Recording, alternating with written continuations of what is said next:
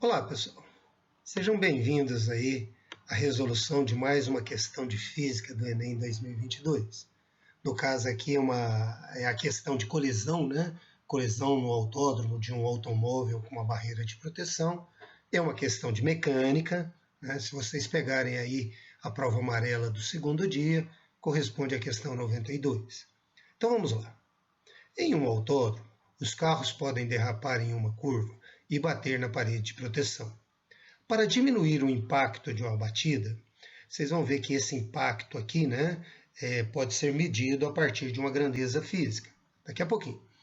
Pode-se colocar na parede uma barreira de pneus. Isso faz com que a colisão seja mais demorada, no caso aqui a grandeza é o tempo, né, e o carro retorne com velocidade reduzida. Só dando um tempinho aqui, né, a equação que eu queria falar é essa, né? No caso, esse impacto aqui é representado aqui por uma grandeza que é chamada de impulso. O impulso ele é calculado a partir do produto entre a força exercida durante a colisão, no caso entre o carro e a barreira, né, e o intervalo de tempo da colisão. A ideia é que se o tempo da colisão aumenta, né, a força para que o determinado impulso ocorra, né, fica reduzida. Isso é muito utilizado como sistema de segurança nos automóveis atuais, né? Então, as peças dos automóveis, principalmente as latarias, os para-choques, né, são feitos para deformar. Eles deformam, isso aumenta o tempo de colisão e faz com que a força exercida durante a colisão seja menor, produzindo menos danos. Mas essa questão em específico, ela quer comparar uns outros detalhes. Então, vamos continuar a leitura aí. Uma outra opção é colocar uma barreira de blocos de um material que se deforma. O pneu também se deforma, mas aí no caso aqui eu imagino que seja uma deformação maior, tornando-a tão demorada quanto a colisão de pneus, mas que não permite a volta do carro após a colisão.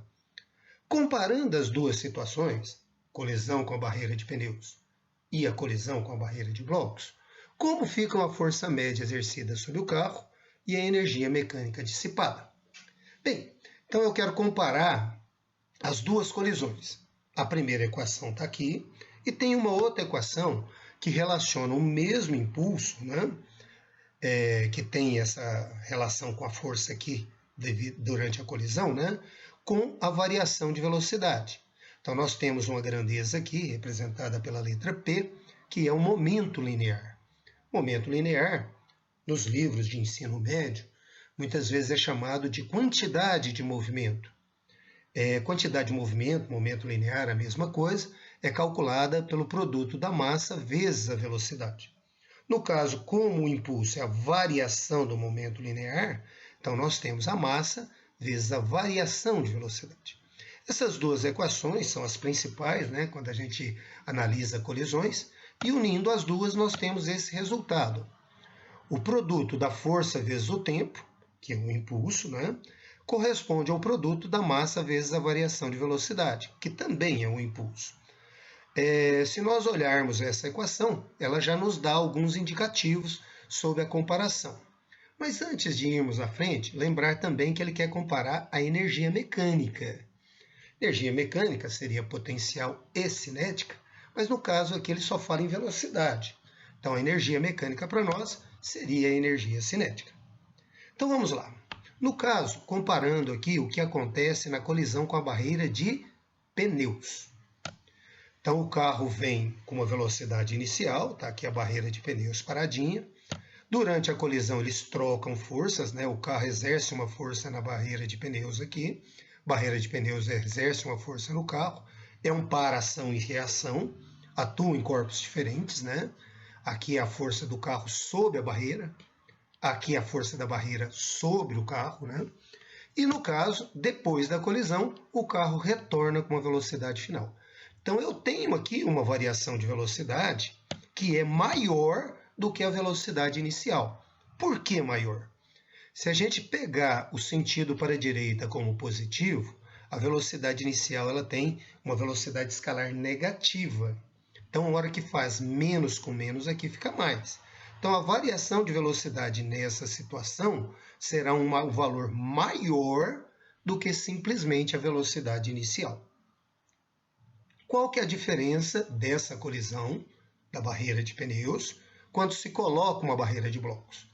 A velocidade final não existe. Na barreira de blocos, o tempo é mais ou menos o mesmo, tornando-a tão demorada quanto a colisão com os pneus, mas não permite a volta do carro, então a velocidade final é zero. Então, se eu considero a colisão com a barreira de blocos, velocidade final zero, a minha variação de velocidade vai ser um pouco menor do que com a barreira de pneus, porque vai ser só a velocidade inicial. Então, na barreira de pneus eu tenho velocidade final menos a inicial, que é negativa, dá um valor maior. Na barreira de blocos só tem a velocidade inicial, uma vez que a final é zero, então a variação de velocidade é menor. Se eu comparo a equação, o intervalo de tempo e as massas são as mesmas, aquela colisão que tiver maior variação de velocidade, que no caso é com a barreira de pneus, terá maior força média. Isso já dá alguns indicativos na resposta. A força é maior na colisão da barreira de pneus, comparada com a barreira de blocos? Sim, porque a variação de velocidade é maior. A força é maior na colisão com a barreira de blocos? Não. Velocidade final na barreira de blocos é zero, então a variação de velocidade é apenas a inicial. A força é maior na colisão da barreira de blocos? Não.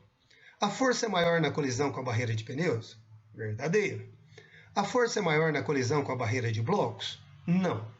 Então nós temos aqui como possibilidades letra A ou letra D.